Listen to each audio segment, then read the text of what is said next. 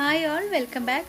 ഇന്ന് ഞാനൊരു Chettinad style chicken ഗ്രേവിയുടെ recipe ആയിട്ടാണ് വന്നിട്ടുള്ളത്. നല്ല ടേസ്റ്റി ആയിട്ടുള്ളൊരു ചിക്കൻ റെസിപ്പിയാണിത്. ഇതിൽ നമ്മൾ ചേർക്കുന്ന ചെട്ടിനാട് ചിക്കൻ മസാല പൗഡർ വീട്ടിൽ തന്നെ ഫ്രഷ് ആയിട്ട് പൊടിച്ചെടുക്കുന്നതാണേ. ആദ്യം തന്നെ നമ്മൾ ഇതിനായിട്ടുള്ളൊരു മസാലപ്പൊടി തയ്യാറാക്കി എടുക്കണം. അതിനായിട്ട് ഒരു പാനിലേക്ക് 1 ടേബിൾ സ്പൂൺ മുഴുവനായിട്ടുള്ള മല്ലി ചേർത്ത് കൊടുക്കുന്നുണ്ട്. ഇതിൻ്റെ കൂടെ തന്നെ ഒരു 3/4 ടേബിൾ സ്പൂൺ കുരുമുളക് ചേർക്കുന്നുണ്ട്. 1 ടീസ്പൂൺ പെരിഞ്ജീരകം, അതായത് വലിയ ജീരകവും 1 ടീസ്പൂൺ നല്ല ജീരകം, അതായത് ചെറിയ ജീരകവും കൂടെ ചേർത്ത് കൊടുക്കുന്നുണ്ട്. കൂടെ തന്നെ നിങ്ങൾക്ക് ഓരോരുത്തരുടെയും എരിവിന് ആവശ്യത്തിനുള്ള വറ്റൽ മുളക് ചേർത്ത് കൊടുക്കാം. ഞാനിവിടെ 2 എണ്ണം മാത്രമേ ചേർക്കുന്നുള്ളൂ. ഇതെല്ലാം കൂടെ നമ്മൾ നന്നായിട്ട് ചെറിയ തീയിലൊന്ന് വറുത്തെടുക്കണം. ഒരുപാട് സമയം വറുത്ത് കളറൊന്നും ചേഞ്ച് ചെയ്യേണ്ട ആവശ്യമില്ല. ചെറിയ തീയിൽ സാവധാനത്തിൽ വറുത്ത് എല്ലാം കൂടെ ഒന്ന് മൂത്ത് ചെറുതായിട്ടൊന്ന് സ്മെല്ലൊക്കെ വരാൻ തുടങ്ങിയാൽ നമുക്ക് തീ ഓഫ് ചെയ്യാം. ചിലർ ഇതുപോലെ മസാലകളൊക്കെ വറുത്തെടുക്കുന്ന സമയത്ത് ഇതിൻ്റെ കൂടെ തന്നെ തേങ്ങയും ചേർത്ത് വറുക്കാറുണ്ട്. നമ്മൾ തേങ്ങ സെപ്പറേറ്റ് ആയിട്ടാണ് വറുത്ത് ചേർക്കുന്നത്. അപ്പോൾ ഇതുപോലെ നന്നായിട്ട് വറുത്ത് കഴിഞ്ഞാൽ തീ ഓഫ് ചെയ്ത് നല്ലപോലെ ചൂടാറാനായിട്ട് വെയിറ്റ് ചെയ്യാം. ചൂടാറിയതിന് ശേഷം നമ്മളിത് മിക്സിയുടെ ജാറിലേക്ക് ഇട്ടിട്ട് നന്നായിട്ട് പൊടിച്ചെടുക്കണം.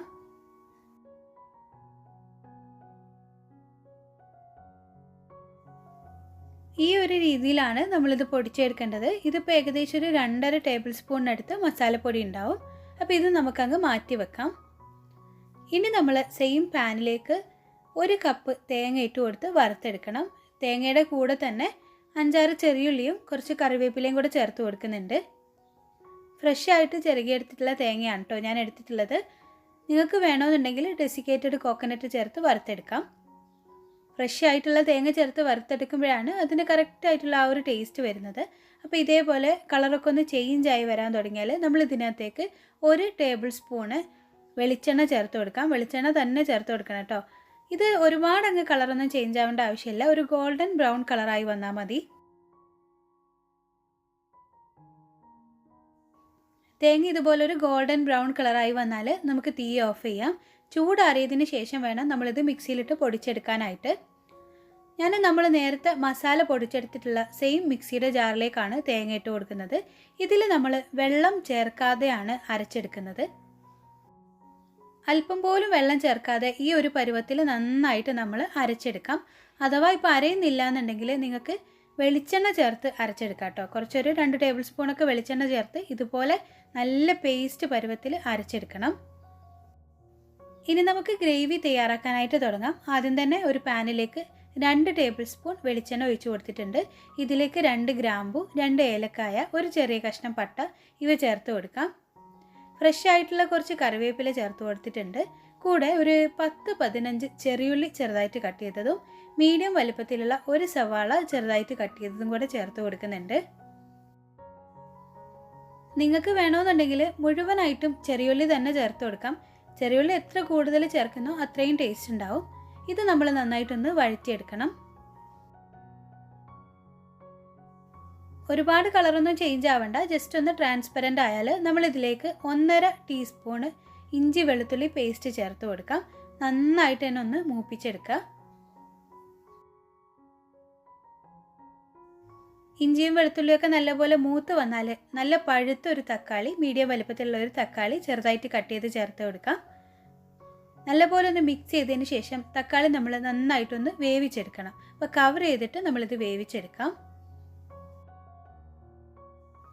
ഈ ഒരു രീതിയിൽ തക്കാളിയൊക്കെ നന്നായിട്ടൊന്ന് വെന്തുടഞ്ഞ് വരണം. വലിയ കഷ്ണങ്ങളൊക്കെ ഉണ്ടെങ്കിൽ ഒന്ന് ഉടച്ചു കൊടുക്കാം. ഇനി നമ്മളിതിലേക്ക് ചിക്കൻ ചേർത്ത് കൊടുക്കണം.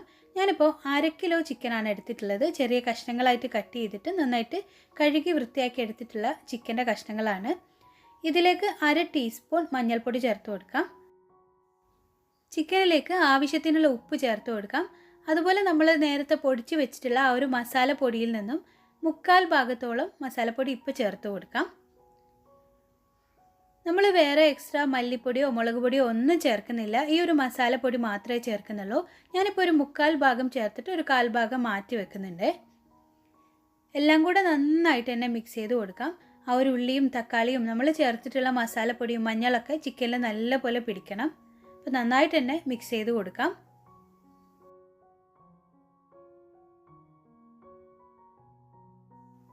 ഇനി ഇത് കവർ ചെയ്ത് വെച്ചതിന് ശേഷം ചെറിയ തീയിൽ 2 മിനിറ്റ് നമുക്കിത് കുക്ക് ചെയ്തെടുക്കാം. വെള്ളമൊന്നും ചേർക്കാതെയാണ്. അപ്പോഴേക്കും എന്താ ഈ ഒരു രീതിയിൽ ചിക്കനൊക്കെ വെള്ളമൊക്കെ ഇറങ്ങി വന്ന് ചിക്കൻ്റെ കഷ്ണങ്ങളിലൊക്കെ മസാലപ്പൊടിയും ഉപ്പൊക്കെ നല്ലപോലെ പിടിച്ചിട്ടുണ്ടാവും. ചിക്കൻ്റെ കഷ്ണങ്ങൾ ചെറുതായിട്ടൊന്ന് മൊരിഞ്ഞ് വരികയും ചെയ്തിട്ടുണ്ടാവേ. അപ്പോൾ നന്നായിട്ട് തന്നെ മിക്സ് ചെയ്ത് കൊടുക്കാം.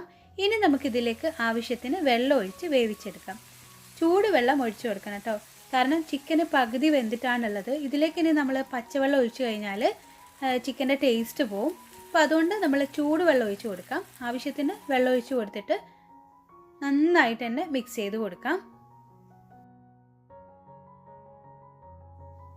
ഞാനിപ്പോൾ ഇതിലേക്കൊരു 3/4 കപ്പ് വെള്ളമാണ് ഒഴിച്ച് കൊടുത്തിട്ടുള്ളത്. കവർ ചെയ്തിട്ട് നമ്മളിതിരി മീഡിയം ഫ്ലെയിമിലിട്ട് ചിക്കൻ നല്ലപോലെ വേവിച്ചെടുക്കാം. ഇപ്പോൾ കണ്ടോ ചിക്കനൊക്കെ നന്നായിട്ട് വെന്ത് ഗ്രേവിയൊക്കെ നല്ലപോലെ തിക്കായി വന്നിട്ടുണ്ട്. ഞാനിപ്പോൾ ഈ ഒരു ചെട്ടിനാട് ചിക്കൻ ഗ്രേവി ടൈപ്പിലാണ് തയ്യാറാക്കുന്നത്. നിങ്ങൾക്ക് വേണമെങ്കിൽ ഇത് ഡ്രൈ ഫ്രൈ ആയിട്ട് തയ്യാറാക്കാം, അല്ലെങ്കിൽ കറിയായിട്ട് വേണമെങ്കിൽ അങ്ങനെ തയ്യാറാക്കാം.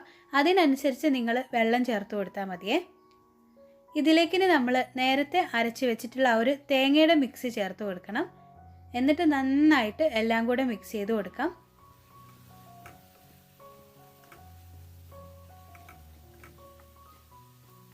നിങ്ങൾക്ക് താല്പര്യം പോലെ ഡ്രൈ ഫ്രൈ ആയിട്ട് തയ്യാറാക്കാനാണെങ്കിൽ ഇത് തീ കൂട്ടി വെച്ച് ഡ്രൈ ആക്കി എടുത്താൽ മതി. അതല്ല ഇപ്പോൾ കറി പോലെ തയ്യാറാക്കാനാണ് താല്പര്യമെങ്കിൽ ഇതിൽ നിങ്ങൾ ആവശ്യത്തിനുള്ള ചൂടുവെള്ളം ഒഴിച്ചിട്ട് കറിയാക്കി എടുത്താൽ മതിയേ. ഞാനിതിൽ ആവശ്യത്തിന് ഉപ്പ് ചേർത്ത് കൊടുക്കുന്നുണ്ട്. അതുപോലെ 1/2 ടീസ്പൂൺ കൂടെ കുരുമുളക് പൊടി ചേർക്കുന്നുണ്ട്. എരിവ് ചെക്ക് ചെയ്തിട്ടാണ് ചേർക്കുന്നത്. അതുപോലെ തന്നെ നമ്മൾ നേരത്തെ ബാക്കി വെച്ചിട്ടുള്ള ആ ഒരു മസാല പൊടിയിൽ നിന്നും 1/2 ടീസ്പൂൺ മസാലപ്പൊടി കൂടെ ചേർത്ത് കൊടുക്കുന്നുണ്ട്. തേങ്ങയും കൂടെ ചേർത്തത് കൊണ്ട് ഗ്രേവി തിക്കായിട്ടുണ്ട്. അതുകൊണ്ട് ഞാനൊരു 2-3 ടേബിൾ സ്പൂൺ കൂടെ ചൂടുവെള്ളം ഒഴിച്ച് കൊടുത്തിട്ട് നന്നായിട്ടൊന്ന് മിക്സ് ചെയ്ത് കൊടുക്കുന്നുണ്ട്. നിങ്ങൾക്ക് കൂടുതൽ വെള്ളം ചേർക്കണമെന്ന് താല്പര്യം ഉണ്ടെങ്കിൽ കൂടുതൽ ചേർത്ത് കൊടുക്കാം. അപ്പോൾ നല്ലപോലെ എല്ലാം കൂടെ ഒന്ന് മിക്സ് ചെയ്ത് കൊടുക്കാം. ഞാൻ നേരത്തെ കാണിച്ചിട്ടുള്ള ആ ഒരു അളവിൽ നമ്മൾ മസാലപ്പൊടി തയ്യാറാക്കുകയാണെങ്കിൽ ഏകദേശം ഒരു 2.5 ടേബിൾ സ്പൂണിനടുത്ത് മസാലപ്പൊടി ഉണ്ടാവും. അതിൽ നിന്നും നിങ്ങൾക്ക് ആവശ്യമുള്ളത്ര മാത്രം പൊടി ഈ ഒരു ഗ്രേവിയിലേക്ക് ചേർത്ത് കൊടുത്താൽ മതി കേട്ടോ. അത് നിങ്ങൾ പ്രത്യേകം ശ്രദ്ധിക്കണം. ഓരോരുത്തരുടെ ടേസ്റ്റിനും ഫ്ലേവറിനും അനുസരിച്ച് ചേർത്ത് കൊടുത്താൽ മതിയേ. ഇതിപ്പോൾ അത്യാവശ്യം നന്നായിട്ട് തന്നെ കുറുകി ഒരു ഗ്രേവി ടൈപ്പിലായി വന്നിട്ടുണ്ട്.